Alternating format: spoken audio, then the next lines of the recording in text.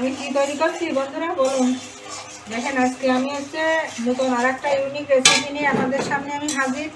আমি কি করব, আমি ঝুরি ভাজা দিয়ে চিড়ে দিয়ে আমি নতুন একটা রেসিপি আপনাদের সঙ্গে আমি শেয়ার করব। হ্যাঁ, খুবই মজাদার রেসিপি। এমনিও ঘরে তৈরি করে খেতে পারেন। এখন তো বর্ষাকাল, আমাদের তো চোখে দেখা যায় না, এটা বর্ষাকালে গায়ে কাঁথা দিয়ে শুয়ে শুয়ে খাওয়ার খুব মজা হয় সবাই নিয়ে। মাদার্স কিচেনে আপনাদের সুস্বাগতম। ভিডিওটি আপনারা কিন্তু টানবেন না, আপনাদের উপকারে আসতে পারে। আপনারা ভিডিওটি দেখুন আমি কি করি। আমি এই যে গুড়টা জাল দিচ্ছি, আমি গোয়ার মতন জাল হলে এই দেখুন, আমি এই যে এখানে আমার আছে, এই দেখুন চিড়ে ভাজা আর এই যে ঝুরি ভাজা আছে। আর আজকে বাদাম আমার যেটুকু আছে আমি দিলাম, এই যে বাদাম আমার থেতো করে রাখা আছে, থাকলে দেবেন না থাকলে দেবেন না।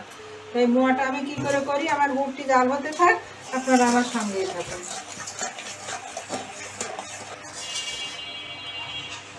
দেখুন গুড়টা আমি জাল দিয়ে এই পর্যায়ে নিয়ে এসেছি। এসবের একটা তাক আছে আলাদা, তাকটা আপনারা বুঝতেই পারবেন যারা করবেন।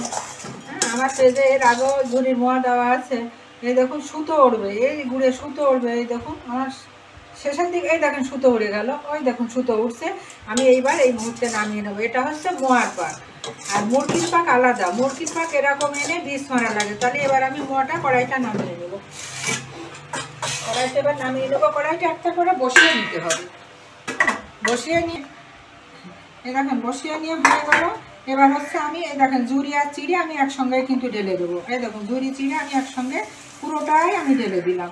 পুরোটা ঢেলে দিয়ে আমার বাদাম যেটুকু থাকবে দিলে হলো, এটা অপশনাল, না থাকলে না দিলাম। আমি বাদামটুকু ছড়িয়ে দিলাম, এটা টেস্টের জন্য। এবার আমি কি করবো, এই দেখুন এইগুলো এই যে মোয়ার পাকে এনে আমি মাখিয়ে নেবো এই দুধটা। এটা আবার একজনে খাবে না, সঙ্গে দুইজন থাকবেন। আমার সঙ্গে আমার ছেলের বৌমা আছে, তো ওই জন্য আমার চিন্তা নাই, কেন ও আমার সঙ্গে বেঁধে দেবে। বেঁধে দিলে হবে কি, মোয়াগুলো খুব দ্রুতই আমি শেপে আনতে পারবো। আর একা একা হলে এগুলো হয় কি, তখন শক্ত হয়ে গেলে মোয়া বাঁধা যায় না। আর যদি আপনারা মনে করেন মোয়া আপনারা করতে পারবেন না বা খাবেন না, তাই এই পাকটা এনে এইভাবে আপনারা থালার পরে দিয়ে এরকম হাত দিয়ে চেপে চেপে দেবেন, তারপরে কেটে কেটে নেবেন। এই দেখুন আমার এই মোয়া এই যে এভাবে জড়ানো হয়ে গেল। এবার আমি হাতে একটু তেল মেখে নেবো, সাদা তেলই মেখে নেবো, ঘি মেখে নিলে হয়, তবে সর্ষের তেল মেখে নিলে হয়, যেটা আপনাদের খুশি। আমি এবার মোয়াগুলো বেঁধে নেবো। আসুন তাহলে আমি মোয়াগুলো বেঁধে নিই। অতি দ্রুত করতে হবে, হাতে লেগে যায় তো অনেক কষ্ট হয়। হাতে এই দেখেন আমি এই যে হাতে একটুখানি তেল মেখে নেবো, এই যে একটু তেল মেখে নিচ্ছি। নিয়ে এবার আমি অতি তাড়াতাড়ি বাঁধা লাগবে। এরকম চেপে চেপে নেবেন, যদি গোল না করতে পারেন এরকম চেপে চেপে আগে রাখবেন। এই যে কারণ এটা ঝুড়ো হয়ে যায়।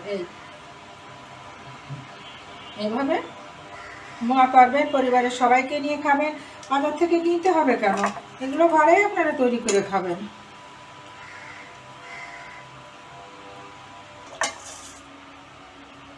এই দেখুন শাশুড়ি বৌমার হাতের চেহারা, মোয়া বাঁধার কি শখ। আপনাদের জন্য এত কষ্ট করে শেয়ার করছি বন্ধুরা, হ্যাঁ সাথেই থাকবেন কিন্তু।